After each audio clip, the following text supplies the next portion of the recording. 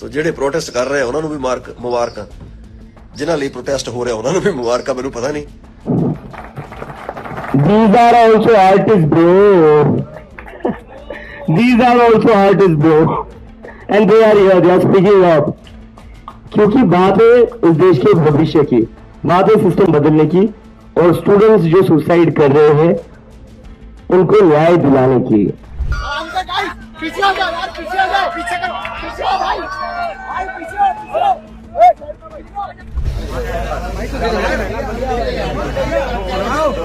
भाई big fan. Thank you. लगे रहो भाई, आ जाओ इधर आओ, लगे रहो।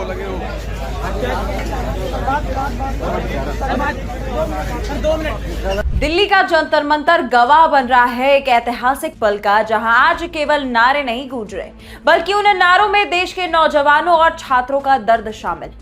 जब पंजाबी सिंगर काका जैसे कलाकार अपने प्रसिद्धि और सुख सुविधाओं को छोड़ करके इस जमीन पर आकर के बैठते हैं, तो ये साबित हो जाता है कि ये आंदोलन अब सिर्फ एक राजनीतिक दल का नहीं रहा, बल्कि ये हर उस इंसान का आंदोलन बन चुका है जो इस व्यवस्था से थक चुका है।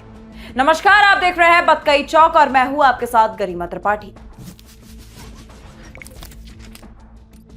कलाकार समाज का आईना होते हैं और जब आईना खुद बोलने लगे तो समझ लेना चाहिए कि पानी सिर से ऊपर जा चुका है। छात्रों की जो जाने गई वे कोई हादसा नहीं था, वे इस सड़ी गली व्यवस्था द्वारा की गई हत्याएं थी। ऐसे समय में जब कोई ये कहता है कि मैं सिर्फ एक कलाकार हूं और हर चीज ठीक करना मेरा काम नहीं है, तो बड़ा अफसोस होता है।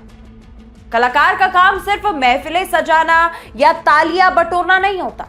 इतिहास गवाह है कि जब जब क्रांतियां हुई है तब तब कवियों, लेखकों और गायकों की आवाज ने ही सोए हुए समाज को जगाने का एक बहुत बड़ा काम किया हुआ है।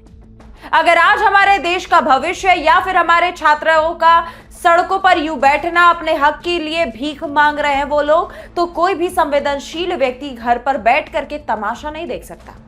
ये कहना कि मुझे विरोध की राजनीति से दूर रखो, ये बहुत ही सुरक्षित और स्वार्थी रास्ता है। आप समाज से सब कुछ लेते हैं, नाम, शोहरत, पैसा और प्यार, लेकिन जब उसी समाज को आपकी आवाज की जरूरत होती है तो आप निष्पक्ष होने का नाटक करने लगते हैं। ये निष्पक्षता नहीं बल्कि डर है।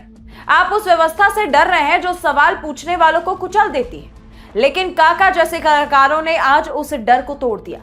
उन्होंने ये दिखा दिया है कि जब आपने भीतर की इंसानियत जिंदा होती है तो आप राजनीतिक नफे नुकसान का गणित नहीं लगाते। समाज से जुड़ा हर बड़ा मुद्दा, चाहे वो शिक्षा का मुद्दा हो, स्वास्थ्य का मुद्दा हो, युवाओं के रोजगार से जुड़ा हुआ मुद्दा हो या फिर उसका एक राजनीतिक पहलू हो, कुछ भी हो, वो उसमें जुड़ता है। आप राजनीति से पूरी तरह अलग रह करके इस देश में सांस भी नहीं ले सकते, क्योंकि आपकी हर एक सांस की कीमत ये व्यवस्था तय करती है। इसीलिए आज इस आंदोलन से दूर रहने का बहाना नहीं चलेगा। जो लोग आज भी खामोश है वे कहीं ना कहीं उस दमनकारी व्यवस्था का साथ दे रहे हैं। दोस्तों, कॉकरोच जनता पार्टी एक राजनीतिक दल के रूप में यहाँ नहीं खड़ी है, बल्कि वो उन लाखों टूटे हुए सपने, बेबस पिताओं के आंसुओं के लिए वहां खड़ी है जिन्होंने इस व्यवस्था के कारण अपने बच्चों को खो दिया। हमें इस पूरी व्यवस्था में आमूलचूल बदलाव चाहिए। हमें खोखले वादे या जांच कमेटियों के दिलासे नहीं चाहिए। हमें तुरंत न्याय और जवाबदेही चाहिए।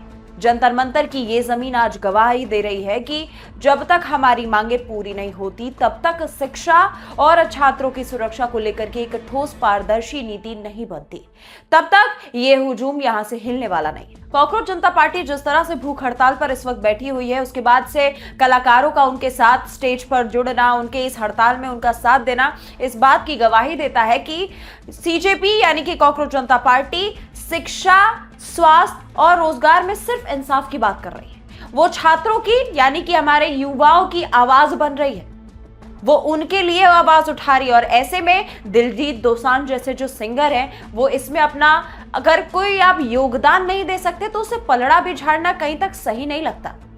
खैर दोस्तों, सोशल मीडिया पर काका का यूं कॉकरोच जनता पार्टी के साथ जुड़ना बहुत ज्यादा वायरल हो रहा है। और आप इस पूरे मामले को आखिर कैसे देखते हैं, कमेंट सेक्शन में लिखना मत भूलिएगा। आप देख रहे थे बतकई चौक, मैं हूं गरिमा त्रिपाठी। नमस्कार।